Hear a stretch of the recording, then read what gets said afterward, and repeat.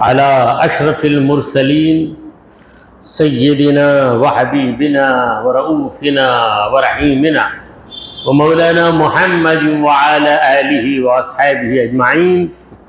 أما بعد فأعوذ بالله من الشيطان الرجيم.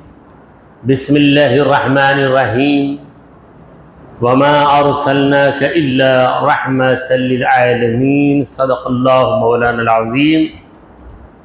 حاضرین محفل، السلام علیکم ورحمۃ اللہ وبرکاتہ.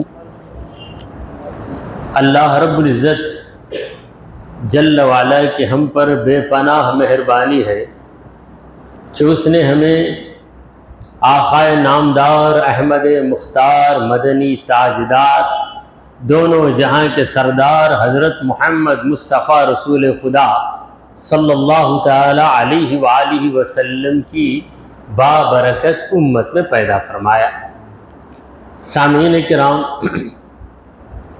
درس حدیث کے اس مقدس سلسلے کو آگے بڑھاتے ہوئے آپ کے سامنے ترمذی شریف کی حدیث پیش کرنے کی سعادت حاصل کر رہا ہوں.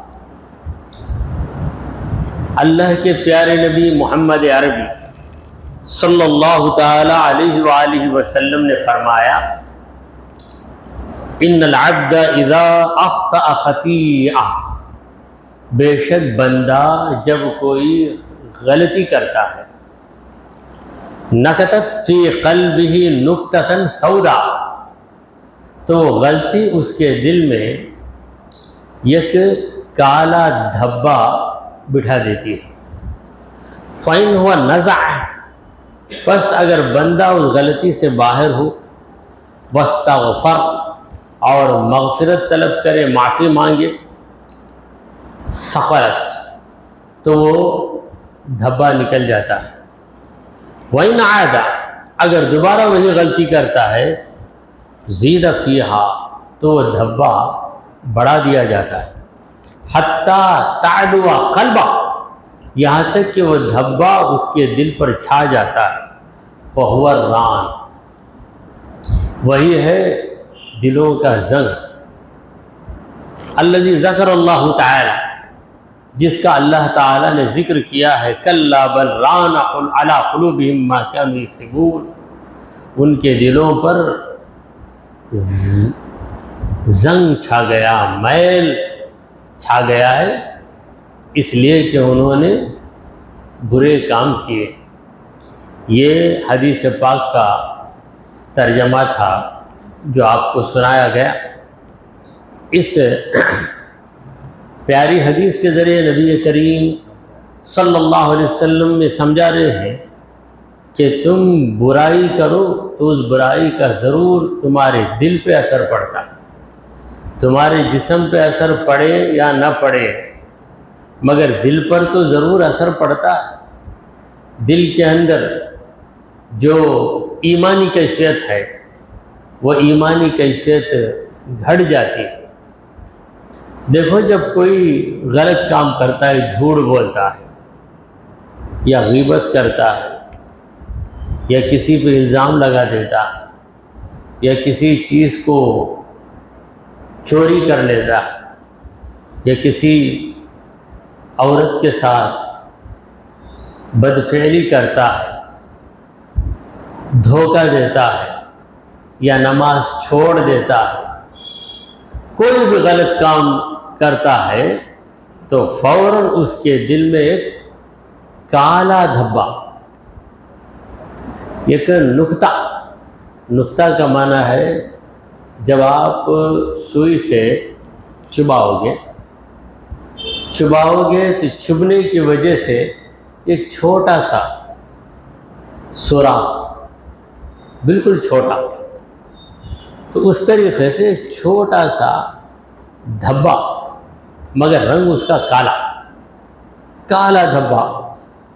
اب وہ دھبا کب جائے گا؟ اگر بندے کو اپنی غلطی کا احساس ہو جائے اور وہ اللہ کی بارگاہ میں توبہ مانگے، اللہ سے عرض کرے کہ اے رب کائنات، میرے اس گناہ کو معاف کر دے،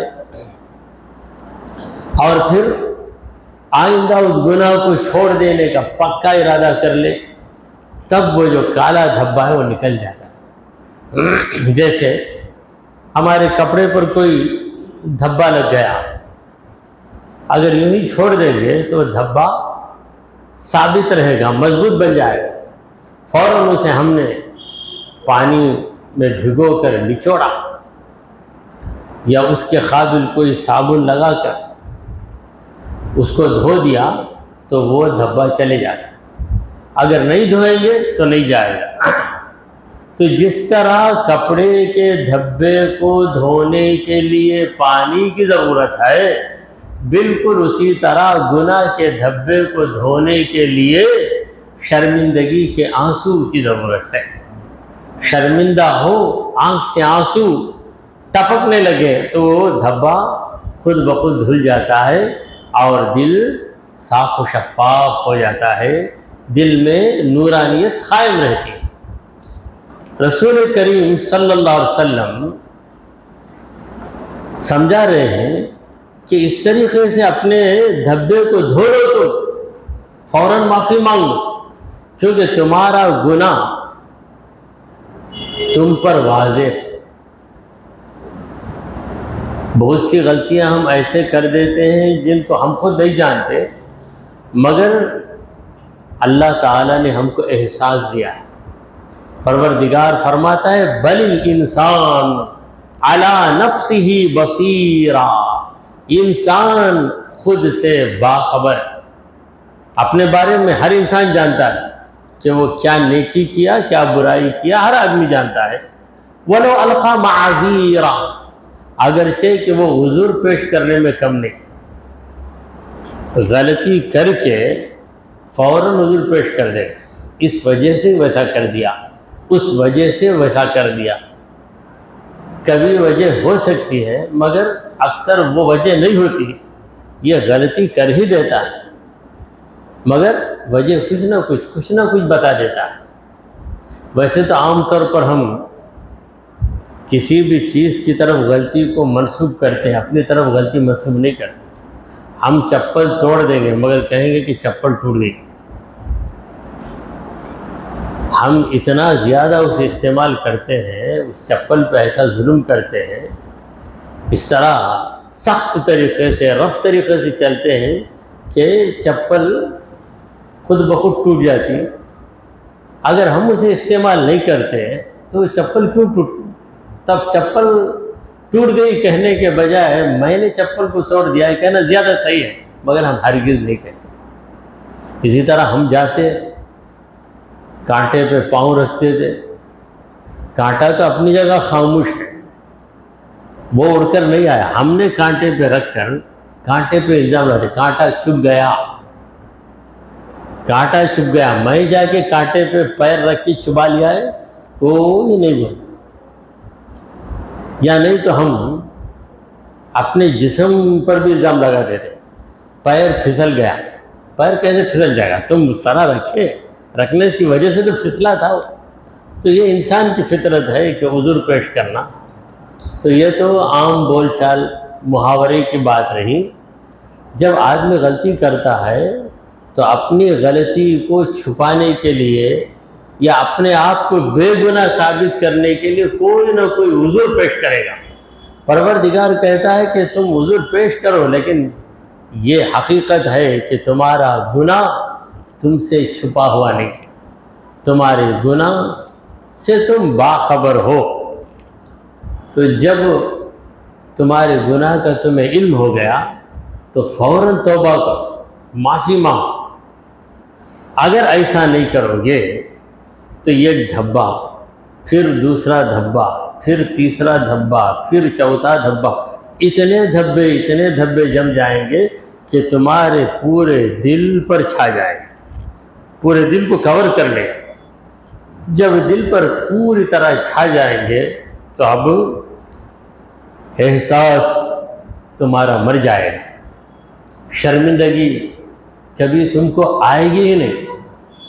تو جو لوگ گناہ پہ گناہ کرتے ہیں ان کو شرمندگی بالکل نہیں آتی، اب کسی کو شراب پینے کی عادت پڑ گئی، اسے شرم نہیں آتی، دعوتوں میں جب سارے رشتہ دار وہاں پہ حاضر ہوتے ہیں یہ شراب پی کر آ جاتا ہے، پھر اس کی رسوائی ہوتی ہے، بے عزتی ہوتی ہے، اس کی وجہ سے اس کے بھائی پریشان، بہنیں پریشان، بچے پریشان کہ پی لے کر آ گیا۔ بھائی تو گھر میں پیتا، رات کو آ کے سو جاتا یا کوئی بھی ہنگامہ کرتا گھر کے حد تک، وہ بھی غلط ہے، مگر گھر کے حد تک رہ جاتا تو بیوی بچے صبر کر لیتے، مگر کسی شادی کے موقع پر آ گیا، شادی خانے میں آ کے، ضرورت کیا تھی؟ اچھا ہی بیٹھا تھا، گھر سے اسے اچھے کپڑے پہنا کر اس کی بیوی اس کے بچے لے کر آتے، آ کر پتہ نہیں کیسے نکل جاتا، اور یہ عادت پڑ گئی تو مصیبت یہاں تک پہنچتی کہ نکل کر باہر کسی کو سلام کرنا، سلام کرے بولتا ایک 10 روپے ہے تو دینا، 10 روپے کیا بھائی اچھا ہے رشتے دار، کیا ذرہ پیسہ نہیں ہے، کچھ نہ کچھ بہانہ بتائے، ذرا سر میں درد ہے، چکر آتی، ایک چائے پی لے کر آیا تھا، میں رکھ کے آیا تھا جب میں، اب نہیں تو کوئی بھی ادھر 10 دیتا، ادھر جا کے ادھر 10 ایک 50 روپے مل گئے تو سیدھے جا کے شراب خانے میں شراب پی کر آ کر ایسا ہنگامہ مچاتا، ایسا ہنگامہ مچاتا، اسے شرم بھی نہیں آتی۔ تو یہ کیوں؟ دل پر دھبے لگ کر دل ہی بجھ گیا، جب دل بجھ گیا تو اب روشنی کہاں سے آئے گی؟ ہدایت کی روشنی کہاں آئے گی؟ سرکار دو عالم صلی اللہ علیہ وسلم فرما رہے ہیں کہ یہ جو دھبے ہیں اس کا ذکر اللہ نے قرآن میں کیا، اللہ نے فرمایا کہ کلا بل ران علی قلوبہم، دیکھو مجرموں کے دلوں پر زنگ آ جاتا ہے، کیوں؟ اس لیے کہ انہوں نے ویسے برے عمل کیے۔ تو یہ حدیث ختم ہوئی، اب چلیے دوسری حدیث آپ کے سامنے عرض ہے۔ اس حدیث کے راوی ہیں امام ابو داؤد، امام ابو داؤد کی کتاب ہے سنن ابو داؤد۔ یہ حدیث جو آپ کے سامنے میں عرض کر رہا ہوں یہ حدیث قدسی ہے۔ حدیث قدسی اس حدیث کو کہتے ہیں جس میں نبی کریم صلی اللہ علیہ وسلم کہتے ہیں کہ اللہ نے فرمایا، قال اللہ تعالی۔ تو اس حدیث میں حضور اکرم صلی اللہ علیہ وسلم فرماتے ہیں قال اللہ عز و جل، اللہ عزت والے جلال والے نے کہا انا اللہ و انا الرحمن، میں اللہ ہوں میں رحمان۔ اللہ کہہ رہا ہے، کون سنا رہے ہیں؟ محمد مصطفیٰ صلی اللہ علیہ وسلم سنا رہے ہیں۔ تو اس حدیث کا نام ہے حدیث قدسی، جس حدیث میں حضور اکرم صلی اللہ علیہ وسلم کی نصیحت ہو، حضور کہیں کہ ایسا کرو ایسا نہ کرو، دیکھو نیت پر ہی عمل کا دار و مدار ہے۔ ان حدیثوں کے اندر حضور اکرم صلی اللہ علیہ وسلم خود ہی کہہ رہے ہیں، تو یہ حدیث نبوی ہے۔ اور جس حدیث میں حضور کہیں کہ اللہ کہہ رہا ہے وہ حدیث قدسی۔ تو یہ سب علمی باتیں، باریک باتیں ہیں جو درس حدیث کی برکت سے آپ لوگوں کو سنائی جا رہی ہیں۔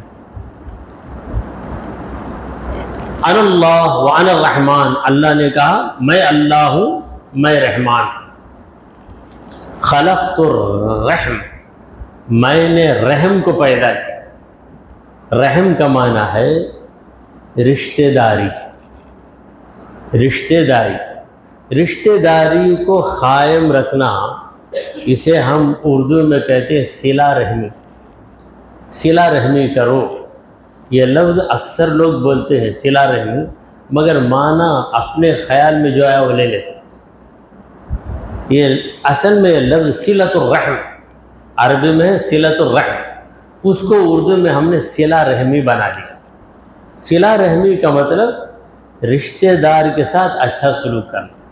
اور رحم، ماں کے پیٹ میں وہ تھیلی جس میں بچہ رہتا ہے اسے بھی کہتے ہیں رحم مادر، ماں کا رحم۔ تو چونکہ ماں کو اپنے بچے سے محبت اور اپنے بچے پر رحم اس وقت سے ہو جاتا ہے جب بچہ پیدا نہیں ہوتا، اس کی تھیلی میں رہتا ہے۔ تو تھیلی میں رہ کے بچہ الٹ پلٹ کرتا ہے، درد ہوتا ہے ماں کو، لیکن ماں اس بچے کو بدوا نہیں کرتی۔ زبردست درد ہوتا ہے، درد کو برداشت کرتی ہے، کبھی یہ نہیں کہتی کہ کیا مجھے پریشان کر رہا ہے، اندر ہی اندر ختم ہو جاتا ہے، ہرگز نہیں ہوتی، یہی آرزو کرتی ہے، بلکہ خوش ہو جاتی ہے۔ اندر سے بچہ الٹ پلٹ ہو رہا ہے، درد میں اس کو سرور، خوشی حاصل ہوتی ہے، تو اسی لیے اس کا نام بھی رحم رکھا گیا۔ اور ماں کے جانب سے جو رشتہ دار ہیں انہیں ذو الرحم کہتے ہیں، مگر عموماً تمام رشتہ داروں کو اولو الارحام کہتے ہیں۔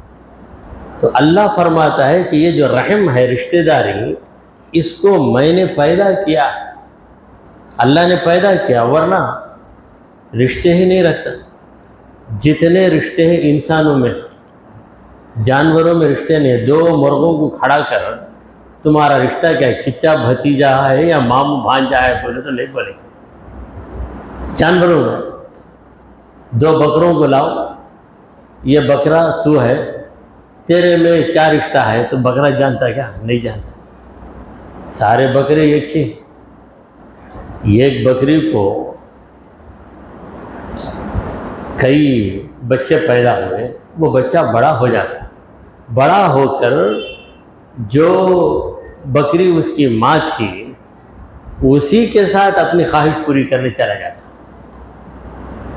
ایک مرغی کا بچہ انڈے سے نکلتا، پھر بڑھتے بڑھتے بڑھتے اسی مرغی کو بھگاتا، جس کے انڈے سے وہ پیدا ہوا اسی کو بھگا رہا، اور وہ اس سے بھاگتی، پھر جا کے اس کو پکڑ کر اس سے اپنی خواہش پوری کر لیتا۔ تو یہ تو جانور ایسا ہی کرے گا۔ انسان اگر کرے تو پھر وہ انسان نہیں رہتا، جانور سے بھی بدتر ہو جاتا ہے۔ تو انسانوں میں اللہ نے رشتے رکھے، یہ ماں ہے، یہ باپ ہے، یہ میرے بھائی ہے، یہ بہن ہے، بھائی کا بیٹا بھتیجا ہے، بہن کا بیٹا بھانجا ہے، بیٹے کا بیٹا ہے پوتا ہے، بیٹی کا بیٹا ہے نواسا ہے۔ یہ سارے رشتہ دار کیا ہے؟ انسانوں کے اندر ہے۔ اللہ نے کہا کہ رشتہ داری کو میں نے پیدا کیا، اور رشتہ داری کا نام میں نے کیا رکھا ہے؟ رحم رکھا ہے۔ یہ جو رحم ہے، شققت لہا اسم من اسمی، میرے نام کو چیر کر یہ نام میں نے رکھا ہے۔ رحیم میں یہ نکالو تو رحم بن جاتا ہے، رحمان میں الف نون نکالو تو رحم بن جاتا ہے۔ کون کہہ رہا ہے؟ اللہ کہہ رہا ہے۔ سناتے کون ہیں؟ محمد مصطفیٰ صلی اللہ علیہ وسلم۔ تو رحم کا معنی رشتہ داری، اور یہ لفظ رحم اللہ کہتا ہے میرے نام سے نکلا، میرا نام رحیم ہے، یہ کو نکالو تو رحم بن گیا۔ میرا نام رحمان ہے، الف نون کو نکالو تو رحم بن گیا۔ تو یہ بڑی مقدس چیز ہے رشتہ داری، اس کا ہمیشہ لحاظ رکھو۔ چند رشتہ دار ایسے ہیں جن سے نکاح نہیں کر سکتے، انہیں کہتے ہیں محرم۔ جن سے رشتہ کرنا حرام، یعنی نکاح کرنا حرام۔ مثلا بہن کی بیٹی ہے بھانجی، اس سے نکاح نہیں کر سکتے۔ بھائی کی بیٹی ہے بھتیجی، اس سے نکاح نہیں کر سکتے۔ ہاں، آپ کے خالہ زاد بھائی کی بیٹی ہے، سگا بھائی نہیں، خالہ زاد، خلیرہ بھائی، خلیرے بھائی کی بیٹی سے نکاح کر سکتے ہیں، اگرچہ کہ عرف میں اس کو بھی بھتیجی ہی کہتے ہیں، عرف میں۔ مثلا کسی سے ہم تعارف کر دیے میرے بھائی ہیں، حالانکہ وہ سگے بھائی نہیں ہوتے، پھپیرے بھائی ہوتے ہیں، مولیرے بھائی ہوتے ہیں، ممیرے بھائی، عرف میں ان کو بھی بھائی کہا جاتا ہے، جسے انگریزی میں ہم کزن کہتے ہیں عرف میں، مگر جب شریعت کی بات کی جاتی ہے تو سگی بہن سے رشتہ نہیں کر سکتے، خلیری بہن سے کر سکتے ہیں، چچیری بہن سے کر سکتے ہیں، پھپھیری بہن سے کر سکتے ہیں، ممیری جسے مولیری بہن، ان سے کر سکتے ہیں رشتہ۔ تو یہ جو رشتہ داری ہے، ماموں کا بیٹا رہے یا چچا کا بیٹا رہے، آخر وہ بھی ایک رشتہ دار ہے ہمارا۔ تو رشتہ دار آ جائے تو یہ سمجھو کہ رحم والا آیا، یعنی رشتے والا آیا، رحم والا آیا۔ رحم والا کیا آیا؟ میرے مولا کا جو نام رحیم ہے، اس نام سے نکلا ہوا لفظ رحم کا رکھنے والا آ گیا، تو اس کے ساتھ اچھا سلوک کرو۔ یہ سوچ لیں گے تو کسی بھی رشتہ دار کے ساتھ ہم برا سلوک نہیں کریں گے، کسی بھی رشتہ دار کو دیکھ کر اپنے بھاؤ نہیں چڑھائیں گے، بلکہ اس سے اچھا رشتہ قائم رکھیں گے۔ اور ایک رشتہ نکاح کے ذریعے ہوتا ہے، اسے کہتے ہیں مصاہرت کا رشتہ۔ نکاح کے ذریعے ایک عورت اجنبی تھی، جب نکاح ہوا تو ہماری بیوی بنی، بیوی بنتے ہی اس کی ماں سے رشتہ ہو گیا، ساس بن گئی، اس کے باپ سے رشتہ ہو گیا، سسرا بن گیا، اس کے بھائی سے رشتہ ہو گیا، سالہ، جسے تہذیب والی اردو میں کہتے ہیں نسبتی برادر۔ ساس کو تہذیب والی اردو میں خوش دامن صاحبہ کہتے ہیں، تہذیب کی زبان، ورنہ خوش دامن کہیں گے تو بولے بہت اچھا نام ہے نا، میری بیٹی پیدا ہوئی تو وہ نام رکھوں گا بنے گا۔ خوش دامن ساس کو کہتے ہیں، جس کو نہیں معلوم ہے وہ کیا کرے گا بیچارہ، نیا نام بولو حضرت، نیا نام بولو، خوش دامن رکھ دے با تیری بیٹی کا نام، خوش دامن سنے خوش ہو کر بھاگتا کر، بھاگ کر جا کے اپنی بیوی کو بولتا، حضرت بولے آج مولانا خوش دامن، بہت اچھا نام، مگر نام کا معنی کیا ہے؟ ساس۔ اسی طرح ساڑو، ساڑو جو بولتے ہیں، اسے تہذیب والی زبان میں ہم زلف کہتے ہیں، ہم زلف۔ تو یہ الفاظ جو ہیں بس کتابوں کے اندر رہ گئے، ہمارے استعمال میں نہیں آ رہے۔ سالہ بہت اچھا رشتہ ہے، بیوی کا بھائی، مگر یہی لفظ آپ بامبے میں استعمال کریں گے تو وہ ناراض ہوئے دیکھے گا، یعنی کسی کو ہی حقارت کے ساتھ بولنا ہے تو بولے سالہ، بات مانتا نہیں میری، حالانکہ بیوی کا بھائی ہے سالہ۔ تو بہرحال شادی ہوتی اس کا بھائی آپ کا سالہ بن گیا، اس کی بہن سالی بن گئی، اس کی ماں ساس، اس کی خالہ خلیری ساس بن گئی، تو یہ رشتے قائم ہو گئے شادی ہوتے ہی۔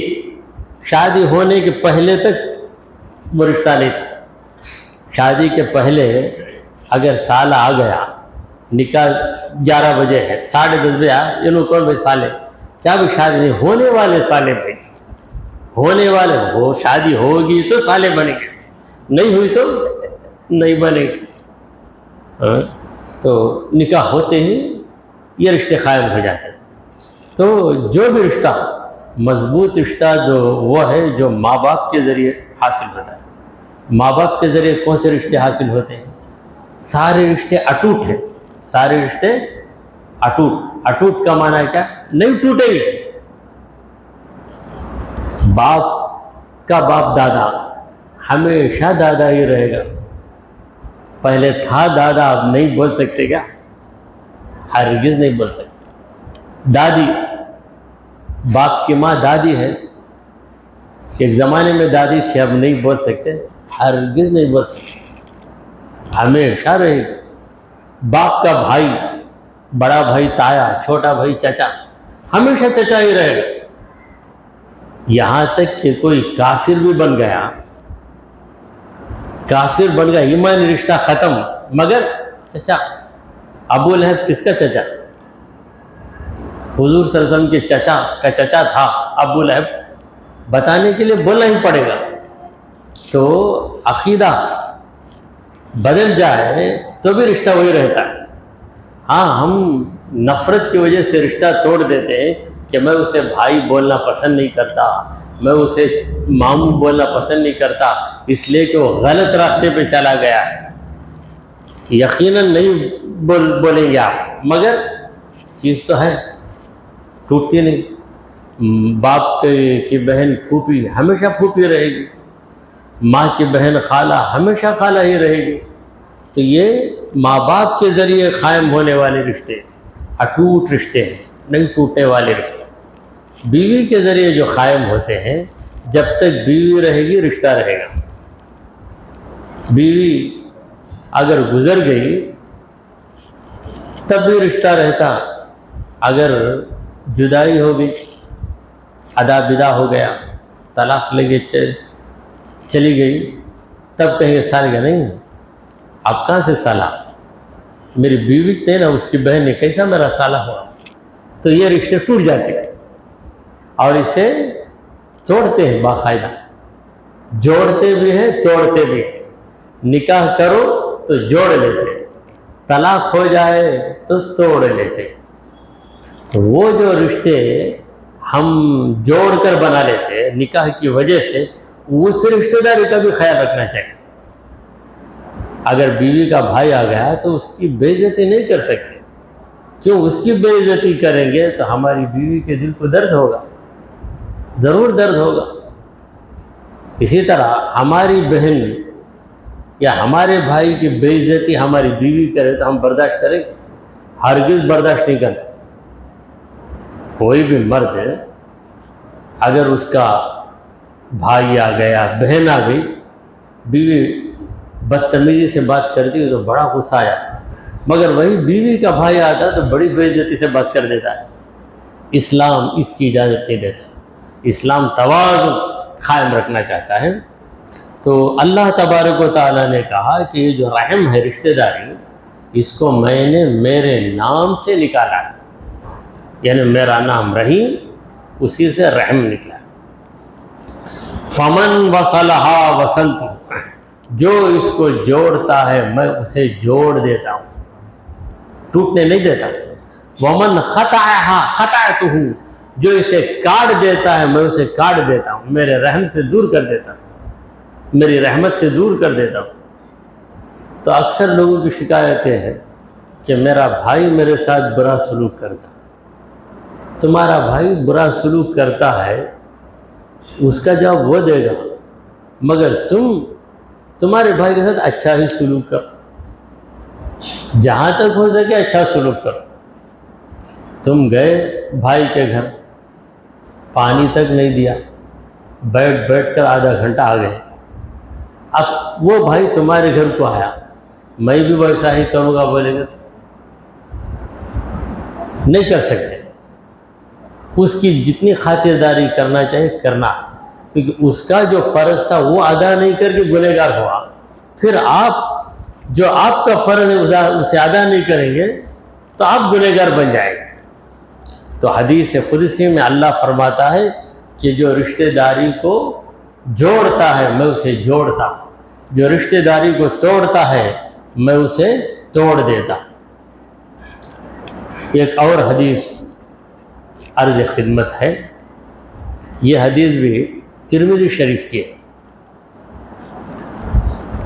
من مات وهو بريء من الكبر والغلول والدين دخل الجنہ، جو شخص اس حالت میں وفات پائے کہ اس کے اندر نہ تکبر ہے، نہ دھوکہ دینے کی خصلت ہے، اور نہ قرض لینے کی برائی ہے، تو ایسا آدمی جنت میں چلا جائے۔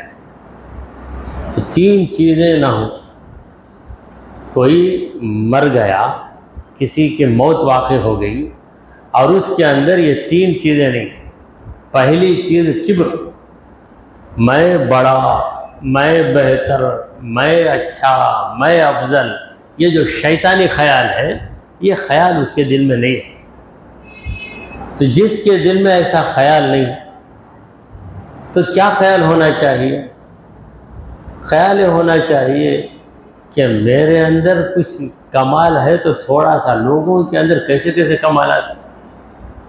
میں اگر کچھ سخاوت کر لیتا ہوں تو دنیا میں کئی ایسے ہیں جو مجھ سے باوا سخاوت کرنے والے، یعنی خود کو اتارتے رہنا، ڈیگریڈ کرنا، اپنے کسی بھی کمال کو بھاری نہیں سمجھنا. میرے پاس یہ کمال اگر ہے تو یہ رب کے فضل سے ہے، مگر اس کا مطلب یہ نہیں کہ یہ کمال صرف میرے اندر ہے. کئی لوگوں کے اندر اس سے بہتر کمال. جب یہ خیال نکل جاتا ہے، تکبر کا خیال جب آتا ہے تو اس کی بدبو باتوں میں نظر آتی. باتوں میں تھا بول کر سنبھال لیا، دوسرا ہوتا تو سنبھال نہیں سکتا. کیوں دوسرا نہیں سنبھال سکتا؟ تو ایک طاقتور بندہ ہے کیا خدا کا؟ دوسرا کوئی طاقتور بندہ نہیں ہے. میں تھا بول کو بھائی اسے بچا لیا، میں نہیں رہتا تو دوسرا رہتا تو میں بچاتا تھا. کیوں بچا لے سکتا؟ اللہ جیسا تجھے طاقت دیا ہے وہ طاقت اللہ دوسرے کو بھی دے سکتا. میں تھا کر لیا، میں تھا کر لیا. یہ جو خیال ہے، اس خیال کی جو جڑ ہے وہ ہے تکبر.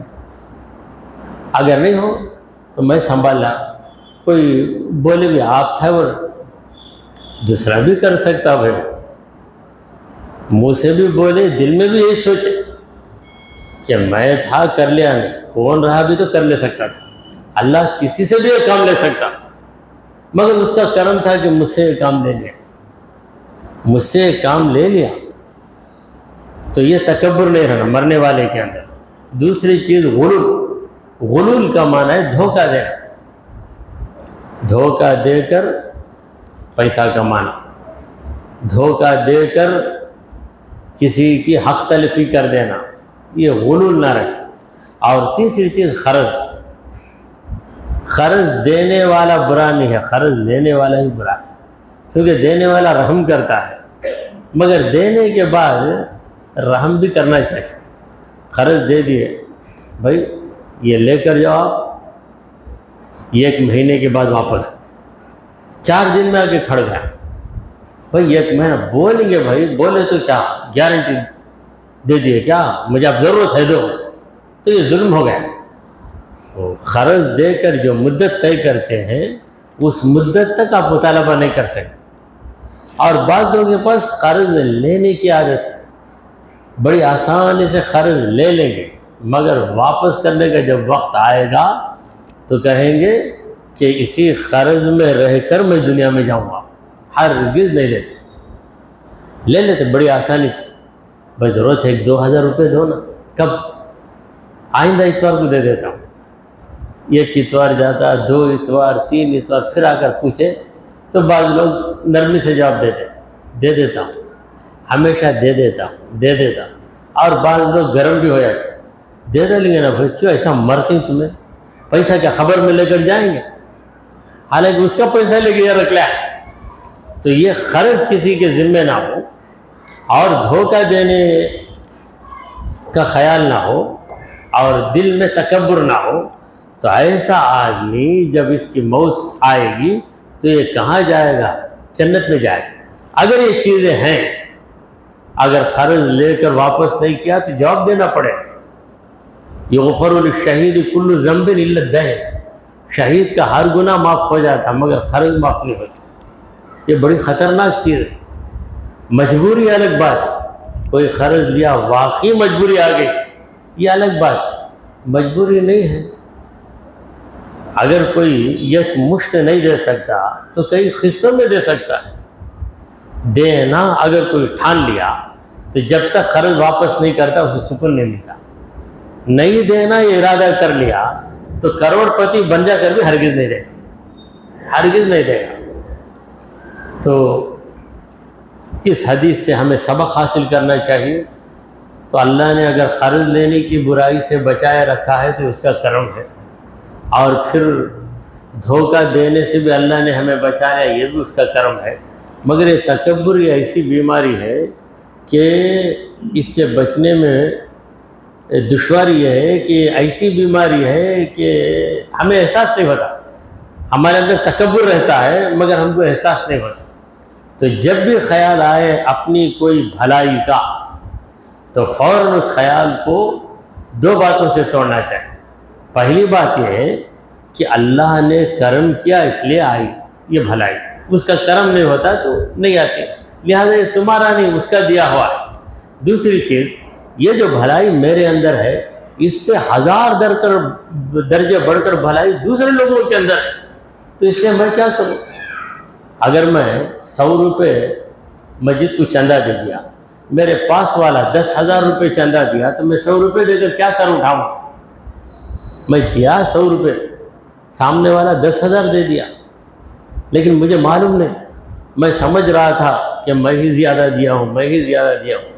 جب رسید بک کھولی گئی تب دیکھا کوئی 5,000 دیا ہے، کوئی 20,000 دیا ہے.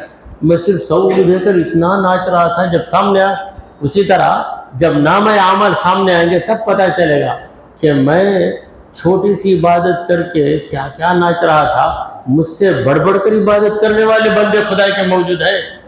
اس طریقے سے سوچیں گے تو خود بخود ہمارا یہ جو تکبر کا بلڈ پریشر ہے وہ نارمل ہو جائے، اترتے جائے گا، اور ہم سمجھ جائیں گے.